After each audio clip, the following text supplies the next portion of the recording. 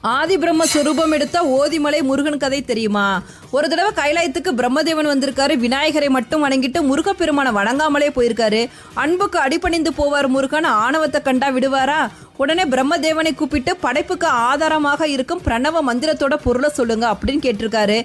பிரம்மதேவன் பொருள் தெரியாம திருன்னு முழிச்சிருக்காரு. உடனே முருகப்பெருமான் பிரம்மதேவனை இரும்பு சிறையில் அடைச்சிருக்காரு. அதனால இந்த ஊருக்கு இரும்பறை அப்படிங்கிற பெயர் வந்திருக்கு.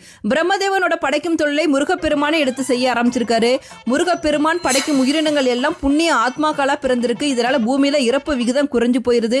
பூமி தாயோட பாரம் அதிகமாக ஆரம்பிக்குது. இதை பத்தி சிவபெருமான்கிட்ட முறையிடுறாங்க பூமி தாய். சிவபெருமான் முருகன் கிட்ட பிரம்மனை விடுவிக்க சொல்றாரு. சுவாமி மலையில பிரணவ மந்திரத்தின் பொருளை சிவபெருமானுக்கு உபதேசம் செய்த முருகப்பெருமான் ஓதிமலையில் வேதங்களை உபதேசித்தார் என்கிறது புராணம். வேதங்களை ஓதி உபதேசம் செய்ததால் இந்த மலைக்கு ஓதிமலை அப்படிங்கிற பெயர் வந்தது.